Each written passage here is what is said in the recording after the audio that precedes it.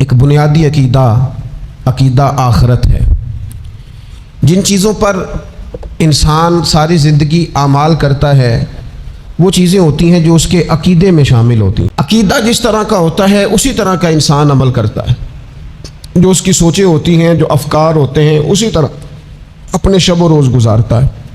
جن لوگوں کا عقیدہ آخرت مضبوط ہوتا ہے نا کہ ہم نے اللہ کی بارگاہ میں کھڑے ہونا ہے، ہم نے اس کی بارگاہ میں جا کے اپنے اعمال کا حساب دینا ہے، عقیدہ آخرت مضبوط ہو تو لازمی طور پر اعمال سنور جاتے ہیں۔ انسان جواب دہی کے تصور کے ساتھ اپنے معاملات زندگی کو بار بار صحیح کرنے کی کوشش کرتا ہے۔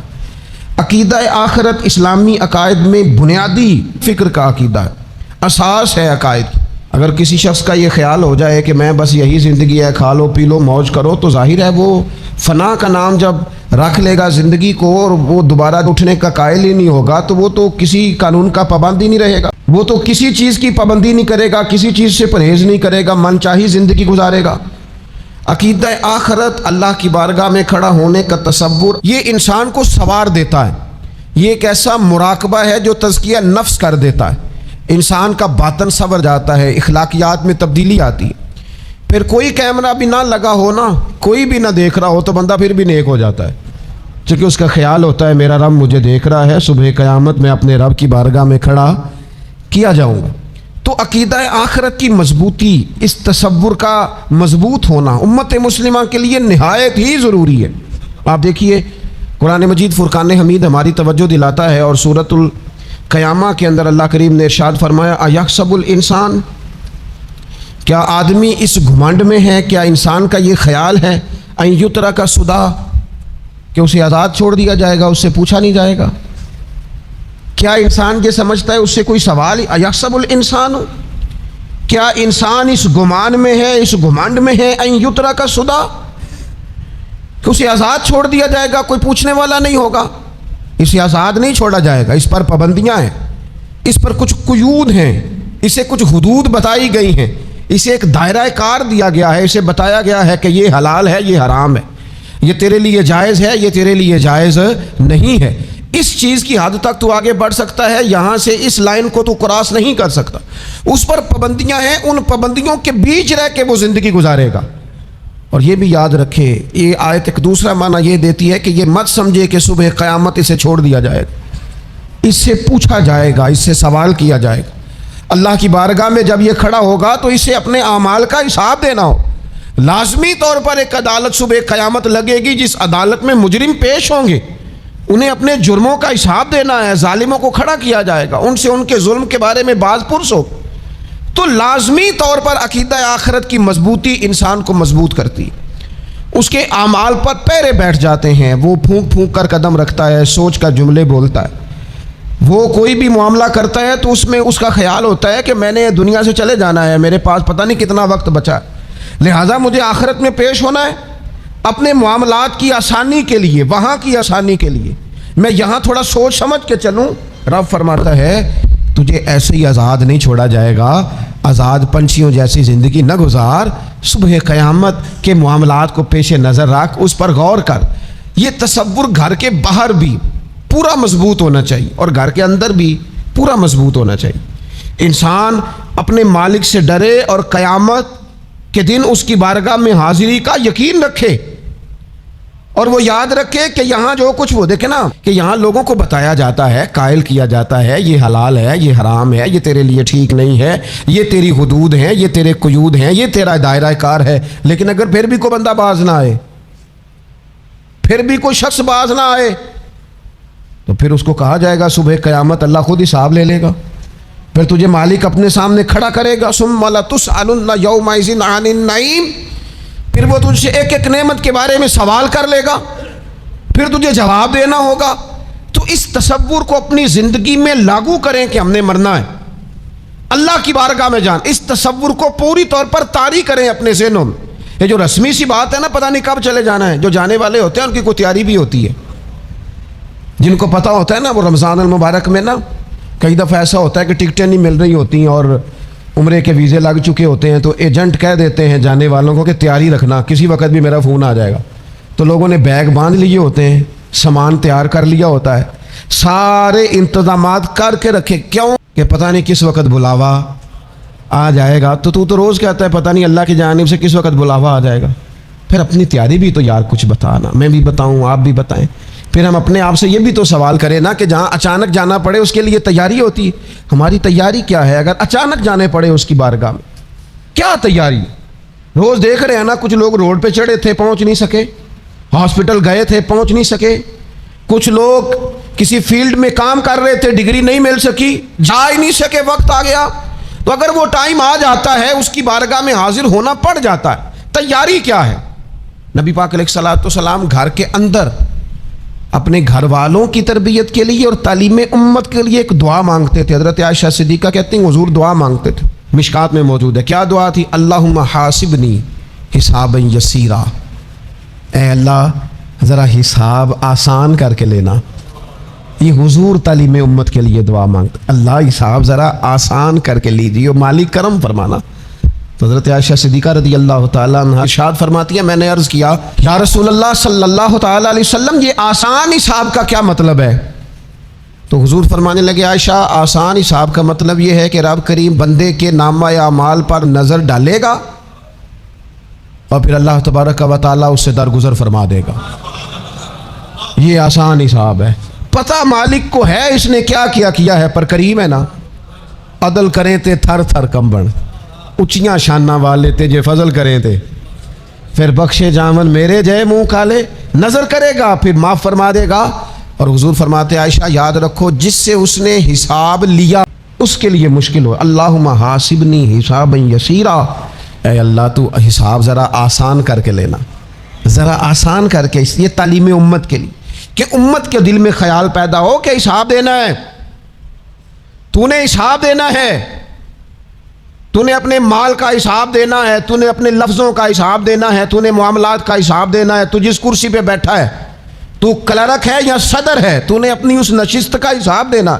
تو استاد ہے یا پیر طریقت ہے، تو مؤذن ہے یا خطیب ہے، تو جو بھی ہے تو نے حساب دینا ہے۔ تجھے تیرے منصب کے بارے میں پوچھا جائے گا، تجھے تیرے عہدے کے بارے میں پوچھا جائے گا، تجھے اپنی ذمہ داریوں کے بارے میں حساب دینا۔ اللہ کی بارگاہ میں تمہیں جا کے بتانا ہے کہ تم نے کیا اعمال کی۔ اس تصور کو پکا کریں اپنی، یہ تصور کتنا کو پکا ہونا چاہیے، دنیا کیا ہے اور آخرت کیا ہے۔ ہمارے ہاں لوگوں نے بہت بڑا لمبا چوڑا دنیا کا تصور بنا لیا، کار جہاں دراز ہے، لمبا تصور، دنیا داری کے لیے لمبی منصوبہ بندی، دور دور تک میں نے یہ کرنا ہے، پھر میں نے یہ کرنا ہے، پھر اس کے بعد انشاءاللہ یہ کر دینا۔ یہ تو آپ نے 300 سال کی پلاننگ بتا دی ہے، یہ تو 300 سال کی پلاننگ بتائی۔ کیا بتائیں تجھے اے باپ، کیا کار ہائے نمایاں کر گئے، بی اے کیا، نوکر ہوئے، پینشن ملی، پھر مر گئے۔ زندگی تو اتنی سی ہے، اتنی لمبی منصوبہ بندی، اس میں آخرت کہاں ہے؟ اس میں اگر کسی مقام پر رب کی بارگاہ میں حاضر ہونا ہے تو وہ کہاں ہے؟ جو مرنے والے لوگ ہوتے ہیں ان کا تو جینا کچھ اور طرح کا ہوتا ہے، جن کو جانا ہوتا ہے ان کا رہنا تو کچھ اور طرح کا ہوتا ہے، جن کو کسی جگہ منتقل ہونا ہوتا ہے، جو عارضی مکانوں میں رہتے ہیں ان کا رہن سہن تو ذرا اور طرح کا ہوتا ہے۔ لیکن جو ہمارا انداز ہے، جو ہمارا رہن سہن ہے، جو ہمارا طریقہ کار ہے، وہ تو مستقل رہنے کا ہے، وہ تو لگتا ہے کہ کبھی چھوڑنے والے نہیں ہیں۔ اس میں تو کوئی ایسی چیز نظر نہیں آتی کہ جس میں ہم محسوس کریں کہ ہم نے چھوڑ کے جانا ہے۔ لیکن نبی پاک علیہ السلام نے جس دنیا کو ہم بہت بڑی دنیا سمجھتے ہیں، حضور نے اس کی مثال کیا دی؟ صحیح مسلم کی حدیث ہے، دیکھیں کتنا کھول کر اور کتنا آسان کر کے رسول پاک ہمیں بات سمجھاتے ہیں۔ دنیا کیا ہے، آخرت کیا ہے، یہ والی زندگی کیا ہے، آخرت کی زندگی کیا، بالکل کھول کر واضح کر کے نبی پاک علیہ الصلوۃ والسلام فرمانے لگے دنیا اور آخرت کی مثال اس طرح ہے جس طرح دریا بہ رہا ہو اور کوئی آدمی اس میں انگلی ڈبوئے، جتنا پانی اس کی انگلی کو لگ گیا یہ دنیا ہے، اور جو باقی ٹھاٹھے مارتا دریا پیچھے ہے، سمندر پیچھے ہے، وہ سارا آخرت ہے۔ یہ اتنی سی دنیا ہے، یہ صحیح مسلم میں موجود ہے۔ اتنی سی دنیا کے لیے اتنے پاپڑ بیلنا، اتنی سی دنیا کے لیے اتنے ظلم کرنا، اتنی سی دنیا کے لیے اتنے حق ضائع کرنا، اتنی سی دنیا کے لیے اتنے لوگوں کے دل توڑنا، اتنے حقوق پہ ڈھاکہ ڈالنا، اتنا جبر کرنا، لوگوں کا مال کھانا، لوگوں کو تکلیف دینا، عزتیں اچھالنا، اتنی سی دنیا کے لیے حضور فرمانے لگے اتنی سی ہے یہ دنیا، جتنا انگلی کو پانی لگ گیا ہے وہ جنت، جو نری جنت نہیں خدا کا فضل ہے۔ جو اللہ کی عطا ہے اپنے بندوں کے لیے، میرے کریم فرمانے لگے اس جنت میں وہ نعمتیں ہیں نہ کسی آنکھ نے دیکھی، نہ کسی کان نے سنی، نہ تمہارے دل پر کبھی خیال ہی گزرا ہوگا کہ ہمارا رب ہمیں یہ عطا فرمانے والا ہے۔ تھوڑا سا نا 24 گھنٹوں میں کچھ ٹائم اپنی آخرت کے لیے، اپنے سارے معاملات کو مرتب کرتے ہوئے کچھ زندگی کے کام اپنی آخرت کے لیے۔ آپ یقین کریں، بچوں سے لے کر بڑوں تک، ان پڑھ سے لے کر پڑھے لکھے تک، ہم نے جس کو اپنے مزاج کے مطابق کم فہم سمجھا اس سے لے کر دانشور تک دوڑ لگ گئی دنیا جمع کرنے کی۔ وہ ایک سوچ حضرت سلطان باہو رحمۃ اللہ علیہ فرمانے لگے، ہزاروں لوگ ان کی خدمت میں آیا کرتے تھے تو کہتے ہیں رب دا طالب کوئی نہیں ملیا، ات جو ملیا ہے طالب زردہ ہو۔ یہ تو دعا کرانے آئے ہیں کہ میرا کاروبار نہیں چلتا، یہ تو دعا کرانے آئے ہیں کہ جناب وہ میرا جو ہے وہ فلانا کیس الجھ گیا۔ رب دا طالب کوئی نہ ملے۔ کوئی ایسا تو آتا جو کہتا میری اس سے ملاقات کرا دے، کوئی طریقہ بتائیں مالک معرفت کیسے دیتا ہے۔ کوئی تو ایسا آتا جو کہتا کہ آؤ نہ کچھ باتیں درد کی کریں، کچھ عشق رسول کی تم کرو، کچھ محبت مصطفیٰ کی میں کروں۔ کچھ ایسے آتے جو کہتے آؤ نہ کوئی ذکر چھیڑے صدیق اکبر کا، کوئی بات کریں سیدنا فاروق اعظم کی، کچھ تذکرے ہو جائیں عثمان غنی کے، تھوڑی دیر ہو نہ جائے مولا علی کا تذکرہ۔ کچھ لوگ ہوتے نا ایسے جو اس طرح کے ہوتے، لیکن وہ ہر وقت دنیا داری، ہر وقت اچھا کہیں اکتاتے بھی ہیں نا، تھک گئے کاروبار کر کے، کہیں اکتاتے بھی ہیں تو کرتے کیا ہیں، سیر کرنے چلے جاتے ہیں۔ میں جی بور ہو گیا ہوں کام کرتے کرتے، چلو میں اب ٹھنڈے علاقے میں چلتا ہوں۔ کبھی تو ایسا ہونا تو کہے میں نے بچوں کو بھی وقت دیا ہے، دوستوں کو بھی دیا ہے، یاروں کو بھی دیا ہے، صحت کو بھی دیا ہے، میں نے ٹائم اپنے شوق کو بھی دیا ہے، اب میں کسی کو ٹائم نہیں دوں گا، یہ چند گھنٹے میں صرف رب رسول کی بارگاہ میں حاضری دوں گا۔ تو ذرا جم کے قرآن پاک پڑھے، تو ذرا ذوق سے درود پاک پڑھے، تو ذرا شوق سے میرے محبوب کی نعت سنے، تو سارا زمانہ بھول جائے اور تو رج رج کے دعا مانگے، اپنے رب کی بارگاہ میں اپنی پریشانیاں عرض کرے، اپنے اندر کی کیفیت بیان کرے۔ دل جو سخت ہو گیا ہے، ذہن جو سخت ہو گیا ہے، جو طبیعت میں وہ نورانیت نہیں آ رہی، اس کی تو بات کرے، تو اپنے رب کی بارگاہ میں معافی کا سوال کرے، تو اس سے قیامت کے دن درگزر کرنے کے لیے عرض کرے، کچھ تو ایسا ٹائم نکلے۔ لیکن دوستو ہم تو بالکل الجھتے ہی جا رہے ہیں۔ وہ معاملات زندگی ہیں کہ ختم ہی نہیں ہو رہے، شوق ہیں کہ ختم ہی نہیں ہو رہے، باتیں ہیں کہ بڑھتی چلی جا رہی۔ دور گزر گیا جب لوگ کہتے تھے کہ کوئی درود پاک بتائیں جس سے سرکار راضی ہو۔ ایک کی مسئلہ ہے کام نہیں چلتا، ایک صاحب آئے کام نہیں چلتا، میں نے کہا سورہ واقعہ پڑھا کریں، کہتے ہیں حضرت میں بڑی دیر سے پڑھ رہا ہوں۔ میں نے کہا چلیں کچھ صدقات دے کے دیکھ لیں، کہنے لگے بڑی دیر سے دے رہا ہوں۔ میں نے انہیں ایک اور وظیفہ بتایا، کہنے لگے یہ بھی مجھے کسی نے بتایا تھا، بڑی دیر سے کر رہا ہوں۔ تو میں نے انہیں کہا پھر میری ایک ناقص رائے یہ ہے کہ سارا کچھ کرنے کے بعد اگر ابھی تک پھر بھی آپ سمجھ رہے ہیں نا آپ کی مرضی کے مطابق آپ پر دروازے نہیں کھول رہے، پھر آپ صبر کریں، جو میرا رب چاہتا ہے اس پہ راضی رہ کے دیکھیں، پھر ذرا راضی رہ کے دیکھیں، پھر دیکھیں کہ مالک کا فیصلہ کیا ہے۔ وہ آپ کے حق میں کوئی رحمت والا فیصلہ ہی فرمائے گا، پھر ذرا انتظار کر کے دیکھیں، پھر ذرا صبر کر کے دیکھیں۔ پھر وہ کہتا وبشر الصابرین، محبوب یہ جنہوں نے صبر کیا ہے انہیں میری رحمت کی خوشخبری سنا دو۔ پھر وہ کہتا ہے باقیوں کے پاس مال ہوگا، دولت ہوگی، اقتدار ہوگا، بڑا کچھ ہوگا، ان اللہ مع الصابرین، صبر کرنے والوں کے ساتھ رب کریم ہوگا۔ پھر ذرا ٹھہر ہی جائیں، پھر تھوڑا حوصلہ ہی کر لیں، پھر اس کے فیصلے کا ذرا انتظار کر کے دیکھیں۔ ہم نا من چاہیے زندگی کے پیچھے پریشان ہیں اپنی آخرت کے، اور آخرت کرتی کیا ہے؟ جب آپ کا آخرت پر یقین پکا ہو جاتا ہے نا، پھر لازمی طور پر انسان کے اعمال سنورتے ہیں۔ آپ یقین کریں سنورتے ہیں، 100% سنورتے ہیں۔ آپ آخرت پر جتنا یقین، حضرت عمر کا آخرت پر یقین پکا تھا نا، دنیا میں مکان ہی کوئی نہیں بنایا، پکا تھا۔ سیدنا مولا علی شیر خدا امیر المومنین بھی ہو گئے تو طامت پھر بھی پھٹی ہوئی تھی، پکا یقین تھا نا کہ اللہ نے ہمارے لیے آگے بڑی نعمتیں تیار کی ہوئی ہیں۔ حضور نے آ کے فرمایا تھا نا کہ عمر میں تیرا گھر دیکھ آیا ہوں جنت میں، یقین پکا تھا نا بڑا کچھ ملنے والا ہے۔ تو جن لوگوں کا پکا ہونا کہ میرا دیس میں گھر ہے، وہ پردیس میں بلڈنگیں نہیں بنایا کرتے، ان کو پتا تھا کہ ہمارے دیس میں گھر بنے ہوئے، لہٰذا یہاں وہ کسی پریشانی کا شکار۔ اور دوسرا جب بندے کا آخرت پر یقین پکا ہو جاتا ہے نا، ایک بات آپ نے ضرور ذہن میں رکھنی ہے، ہمارے محدثین نے لکھا ہے جس بندے کا صرف دنیا داری میں جینے کا مزاج ہو جاتا ہے نا، وہ بزدل ہو جاتا ہے، اور جس کا خیال ہوتا ہے نا زندگی عارضی ہے، صبح قیامت دوبارہ اٹھوں گا، وہ بندہ بہادر ہو جاتا ہے۔ جس کا خیال ہے نا یہی کچھ ہے، کھا لو پی لو بس، یہ زندگی ختم ہو گئی تو ختم ہو گئی، مر گئے تو مر گئے، ختم ہو گئے، فنا ہو گئے، ان لوگوں کا مزاج بزدلانہ ہو جاتا ہے، جرت مند نہیں رہتے۔ اور جن کا یہ خیال ہوتا ہے نا مرنے کے بعد بھی اٹھنا ہے، ایک نئی زندگی اللہ عطا کرے گا، وہ لوگ پھر موت سے گھبراتے نہیں، انہیں مرنے سے ڈر نہیں لگتا، پھر موت کا لفظ کوئی بندہ سنا کہ انہیں بلیک میل نہیں کر سکتا، وہ بندے طاقتور ہو جاتے، با ہمت ہو جاتے۔ حضرت جابر بن عبداللہ فرماتے ہیں، بخاری میں حدیث ہے، فرماتے ہیں ایک احد والے دن ایک صحابی کھجور کھا رہے تھے، تو کھجور کھاتے کھاتے انہوں نے نبی پاک صلی اللہ تعالیٰ علیہ وسلم کی خدمت میں عرض کی، حضور اگر میں آج شہید ہو جاؤں تو کہاں جاؤں گا؟ تو محبوب فرمانے لگے، میرا رب اپنے فضل سے تجھے جنت عطا کرے گا۔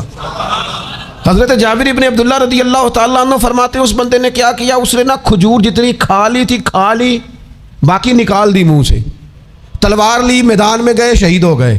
سبق ہمیں کیا دیا؟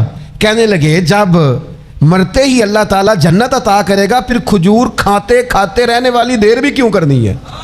پھر چھوڑو، جنت میں جا کے اللہ کے دیے ہوئے انعام کھائیں گے۔ کھجور کھانے کی بھی دیر برداشت نہیں کی، یہ آخرت کا اجر، آخرت میں رب کی بارگاہ میں کھڑے ہونے کا تصور بندے کو طاقتور کر دیتا۔ وہ بزدل، اقبال کیا کہتے ہیں؟ اقبال کہتے ہیں موت کو سمجھے ہیں غافل اختتام زندگی، یہ ہے شام میں زندگی، پھر صبح دوام زندگی۔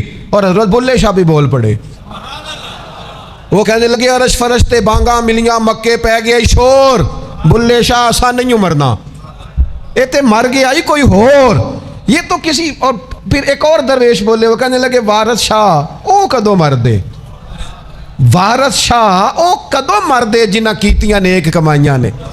وہ تو اللہ کی بارگاہ میں انعام پاتے ہیں، ایک پل ہے موت، اس پل سے گزرتے ہیں، پھر رب کا فضل انہیں ملتا ہے۔ میں کئی دفعہ کہہ چکا ہوں، پھر کہتا ہوں، یہ جب بہت ٹینشن بن گئی نا، ڈپریشن بہت بڑھ گیا، کووڈ-19 کے دن تھے کرونا کے، تو مجھے ایک سرکاری ادارے میں بلایا گیا، جہاں اس عملے کو میں نے گفتگو کرنی تھی، اس عملے سے جو مریضوں کو دیکھ رہا تھا۔ کہنے لگے مجھے وہاں کے جو ہیڈ تھے، کہنے لگے پیر صاحب بڑا ڈپریشن بڑا ہے، لوگ ڈر رہے ہیں، وقتی طور پہ خوف بھی بڑا تھا۔ تو میں نے ایک صاحب سے وہاں کہا کہ اتنا خوف کس بات کا؟ کہنے لگے جی مجھے تو زیادہ ہجوم آ جائے تو میرا سانس نہیں نکلتا، تو قبر میں تو کھڑکی کوئی نہیں، تو تصور سوچ سوچ کے میں ڈرتا ہوں۔ تو میں نے کہا ڈاکٹر صاحب ماں کے پیٹ میں جو رب آکسیجن دیتا ہے وہ قبر میں بھی دے گا۔ تو انہوں نے آپ کی طرح سبحان اللہ نہیں کی، کیونکہ وہ ڈاکٹر صاحب تھے نا، سیانے بندے کو سمجھانا بھی کافی سیانے بندے کا کام ہے، وہ زیادہ سیانے تھے۔ لیکن نا سوتے کو جگانا تو کام ہے، اور اگر جاگتے کو جگانا پڑ جائے تو بہت مشکل کام ہوتا ہے۔ وہ ڈاکٹر صاحب تھے، وہ کہنے لگے جی حضرت صاحب وہ تو ماں سانس لیتی ہے تو وہ بچے کو جاتا ہے، وہ آکسیجن ماں کے سانس کی بنیاد پہ ملتی ہے، تو قبر میں وہ کیسے ہوگا؟ میں نے کہا چلیں ٹھیک ہے ڈاکٹر صاحب، آپ کی یہ دلیل بھی مان لیتے ہیں، وہ جو انڈے سے بچہ نکلتا ہے وہ چاروں جانب کوئی سوراخ ہوتا ہے؟ ڈاکٹر صاحب نے قلم چھوڑ دیا، رکھ دیا۔ میں نے کہا چلو یہ بھی بتاؤ زندہ ہی نکلتا ہے؟ کہنے لگے بالکل۔ تو میں نے کہا سونا بھی نکلتا ہے؟ کہنے لگے بڑا ہی پیارا ہوتا ہے۔ میں نے کہا انشاءاللہ جب ہم قبروں سے نکلیں گے، مصطفیٰ کا صدقہ، یوم نحشر المتقین الی الرحمن وفدا، رب کہتا ہے تم جب نکلو گے نا قبروں سے، متقی مومن جب نکلیں گے تو رب کی بارگاہ میں مہمان بنا کر پیش کیے جائیں گے۔ اے رب دے پرونے ہون گے قیامت میں، وہ مہمان بنا کر پیش کیے جائیں گے اللہ کی بارگاہ، مہمان بنا کر۔ دوستو قبر صرف دوزخ کا گڑھا نہیں ہے، دوزخ کا گڑھا بھی، لیکن اس کے لیے جس نے دنیا میں رہ کے صرف دنیا کٹھی کی، آخرت کے لیے جمع کچھ نہیں کیا، اور جس نے یہاں رہ کے وہاں کے لیے کوشش کی، صبح سے شام تک ڈرا کہیں میرا رب ناراض نہ ہو جائے، کہیں حضور کی بتائی ہوئی حدیں معاذ اللہ مجھ سے کراس نہ ہو جائے، جس نے محتاج زندگی گزاری، اس کی قبر گڑھا نہیں، کھڈا نہیں، بلکہ حضور فرماتے ہیں روضۃ من ریاض الجنہ، اس کی قبر تو باغ ہے، باغ۔ ایک منٹ کے لیے صرف سوچنا، بندہ فوت اور سیدھا اسے باغ میں چھوڑا ہے کوئی، باغ ہے قبر، باغ، اور باغ بھی معمولی نہیں، معمولی کیاری نہیں، روضۃ من ریاض الجنہ، جنت کے باغوں میں سے باغ۔ اور باغ اتنا سونا ہے جس میں آنکھ کھلے گی تو پہلی زیارت ہی مدینے والے رسول کی نصیب ہوگی. تو خوف آتا ہے وہاں جاتے ہوئے. پہلے بھی میں نے کہا تھا، پھر کہتا ہوں، او مرحوم آسی نے کہا تھا، آج پھولے نہ سمائیں گے کفن میں آسی، او قبر کی رات ہے ان سے ملاقات کی رات. آج تو ملاقات. تو یہ جو عقیدہ آخرت ہے یہ انسان کو بزدل نہیں کرتا، بہادر کر دیتا ہے. جو لوگ عقیدہ آخرت نہیں رکھتے بزدل ہو جاتے ہیں، اور لازمی طور پر بزدل ہو جاتے ہیں. اسی طرح یہ جو عقیدہ آخرت ہے یہ صبر و تحمل پیدا کرتا ہے انسانی زندگی میں، ٹھہراؤ پیدا کرتا ہے. انسان محسوس کرتا ہے کہ کل دنیا یہ نہیں، آگے بھی اللہ بڑا کچھ عطا فرمانے والا ہے. اس کے مزاج کے اندر تحمل، بردباری، سکون رہتا ہے. یعنی نہیں بھی اگر کسی مظلوم کو انصاف مل سکا دنیا میں تو وہ پھر بھی بے صبرا نہیں ہوتا، وہ ٹھہراؤ کا شکار ہے. اسے پتہ ہے قیامت کے دن بھی ایک عدالت لگے گی، اللہ کی بارگاہ میں جانا ہے. نبی پاک علیہ الصلوۃ والسلام نے فرمایا اگر سینگوں والی بکری نے بغیر سینگوں والی بکری کو تکلیف دی ہوگی تو قیامت کے دن اسے بھی بدلہ دینا پڑے گا. تو یہ تحمل پیدا کرتا ہے انسان کو، ایک حوصلہ ہوتا ہے کہ ساری عدالتیں یہاں نہیں قیامت میں بھی لگنی. جب انسان عقیدہ آخرت رکھتا ہے نا تو پھر اس کے لیے نا رب کے رستے میں خیرات کرنا بڑا آسان ہو جاتا ہے. پھر نہ وہ محسوس کرتا ہے کہ میں نے سارا کچھ یہاں کے لیے جمع نہیں کرنا، کچھ میں نے وہاں کے لیے بھی جمع کرنا ہے. وہ پھر اپنی آخرت کے لیے کچھ نہ ایک بینک آخرت کا بھی بنا لیتا ہے، اس میں بھی کچھ نہ کچھ جمع کراتا رہتا ہے. اسے پتہ ہوتا ہے کہ میں نے اللہ کی بارگاہ میں حاضر ہونا ہے، وہاں کی بھی کچھ نہ کچھ تیاری. نبی پاک صلی اللہ تعالیٰ علیہ وسلم نے بکرا بھیجا گھر میں ذبح کرنے کے لیے، تو سرکار تشریف لائے سر شام. تو فرمایا کیا بنا؟ عرض کی یا رسول اللہ صلی اللہ تعالیٰ علیہ وسلم سارا بانٹ دیا ہے، محلے داروں میں، رشتہ داروں میں، غریبوں میں سارا بانٹ دیا، بکرے کی ایک دستی صرف بچی ہے آپ کے لیے رکھی ہے. تو حضور نے توجہ کیا دلائی، محبوب نے کس طرف رخ کیا؟ حضور فرمانے لگے اپنے اہل خانہ سے، ازواج مطہرات سے، کریم فرمانے لگے عائشہ وہ جو تم نے بانٹ دیا ہے نا وہ سارا ہی بچ گیا ہے، وہ سارا ذخیرہ ہو گیا، وہ جمع ہو گیا آخرت کے لیے، وہ ہمارے پاس بچ گیا. یہ جو تم سمجھتے ہو نا یہ بچا کے رکھا ہے یہ تو ہم استعمال کر لیں گے، وہ ہم نے سیو کر لیا ہے، وہ بچ گیا ہے. حضرت ابو ذر غفاری رضی اللہ تعالیٰ عنہ اپنے خادم سے کہنے لگے کہ مجھے پتہ چلا ہے یہاں فلاں جگہ کچھ غریب لوگ آئے ہیں، تو اس طرح کرنا جو اچھا اونٹ ہے نا میرے اونٹوں میں سے اچھا اونٹ وہ ذبح کر کے نا تو ان سارے گھروں میں تقسیم کر دو، جتنا گوشت وہاں بھیجو گے اتنا ہی میرے گھر میں بھی بھیج دینا. آپ کا وہ خادم کہتا ہے میں نے اپنی سمجھ کے مطابق اچھا اونٹ ذبح کر کے گوشت بنا کے میں نے بانٹا، اور میں نے اس طرح کیا کہ وہ حضرت ابو ذر غفاری کے گھر بھی اتنا ہی گوشت بھیجا جتنا تمام غربا کے یہاں میں نے بانٹا تھا. شام کو جناب ابو ذر غفاری اپنے اونٹوں کے بھاڑے میں آئے جہاں باندھا کرتے تھے اپنی حویلی میں، تو آ کے دیکھا کہ وہ سرخ بہترین اونٹ جو سب سے بہترین تھا وہ تو کھڑا ہے. تو آپ اپنے خادم سے کہنے لگے میں نے تمہیں کہا تھا جو سب سے اچھا ہے اس کو ذبح کرنا، تو وہ کہنے لگا حضور وہ باقیوں میں سے سب سے اچھا تھا، اس سے ہی تھوڑا سا کمزور تھا، اور یہ تو آپ کی سواری کے لیے ہے نا، یہ تو آپ کے کام آتا ہے، اس پہ تو آپ سفر کرتے، اس لیے میں نے اسے چھوڑ دیا، اور اس کے بعد جو سب سے اچھا تھا وہ میں نے ذبح کر دیا. تو حضرت ابو ذر غفاری فرمانے لگے تو شاید سمجھا نہیں، میں اسے بھی سواری کے لیے رکھنا چاہتا تھا پر اپنی آخرت کی سواری کے لیے. میرا دل تھا وہ جو آخرت میں سفر کرنا ہے نا، دشوار گزار گھاٹیاں ہیں، ان گھاٹیوں کے لیے وہ اونٹ میرے کام آ جائے گا، لہذا میں نے تجھے کہا تھا جو سب سے بہتر ہو وہ دے دینا تاکہ ذرا میری آخرت کی سواری بن جائے، تاکہ میں ذخیرہ کر لوں. بڑا دیا بال بچوں کو، بڑا دیا بہن بھائیوں کو، بڑا دیا دوست احباب کو، بڑے قرضے دیے ادھر ادھر، لیکن ساری زندگی دیے. ایک موقع پر صرف آپ نے کسی کو انکار کیا نا، ایک موقع پر، تو وہ پچھلے جو 99 دفعہ آپ نے دیا ہوتا ہے وہ اس کا بھی منکر ہو جاتا ہے. وہ کہتا ہے تو کدی کام تے کام ہی نہیں آیا، وہ تو نے تو میری امید ہی توڑ دی. وہ سارے شکوے ساری زندگی کہاں خرچ کر دی بلا، کس مقام پر. اور یہاں حال یہ ہے کہ حضور فرماتے ہیں جب تو صدقہ دیتا ہے تو رب اسے اپنے دستے قدرت میں لیتا ہے، اور اس طرح تمہارے صدقے کو پالتا ہے جس طرح تم اپنے گھر میں بچڑا نہیں پالتے، اس طرح صبح قیامت تمہیں وہ نتیجے کے طور پر پلا ہوا صدقہ ملے گا. ہم اپنی آخرت کو چونکہ اس لیول پر یقین نہیں لاتے الا ماشاءاللہ، لہٰذا اس کی تیاری کے لیے ذخیرہ نہیں کرتے. اپنی آخرت کی تیاری کے لیے ذخیرہ کریں اور کوشش کریں کہ اور یہ عقیدہ اپنی اولادوں میں، اپنے متعلقین میں، اپنے احباب میں اس کو راسخ کریں. کوئی نہ کوئی بات अकीदा आखरत की, क़यामत की ज़रूर उसका तज़किरा करें। इन बातों को अपनी ज़िंदगी का हिस्सा बनाएं। अगर अकीदा आखरत ना हो तो दुनिया की सारी चीज़ें वैसे ही लोगों को अजीब लगने लग जाएं। अगर कोई क़यामत ही कायम ना हो तो मज़लूम रह गया, जालिम ने तो फिर जुल्म ही कमाया, वो तो फिर दंदनाता फिरेगा। तो रब कहता है अयहसबुल इंसानु अन युतरका सुदा, क्या इंसान समझता है कि इसे यूं ही छोड़ दिया जाएगा, कोई इसे आज़ाद ही छोड़ दिया जाएगा, कुछ पूछा ही नहीं जाएगा? सुबह क़यामत सवाल होंगे, रब की बारगाह में हाज़िरी होगी, अल्लाह के हुजूर सवालात के जवाब देने होंगे।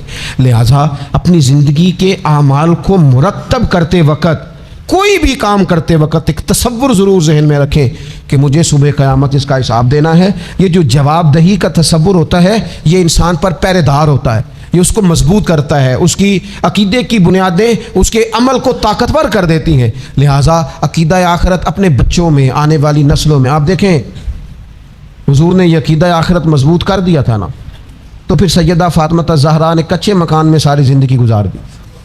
फिर महबूब पाक ने देखा कि वो ऊँट के बालों की बनी हुई चादर ओढ़ के चक्की पीस रही हैं, तो महबूब ने ये नहीं फरमाया कि अल्लाह आसानी कर देगा, अच्छा वक़्त आ जाएगा तो फ़िक्र न करना, ये मुश्किल ना।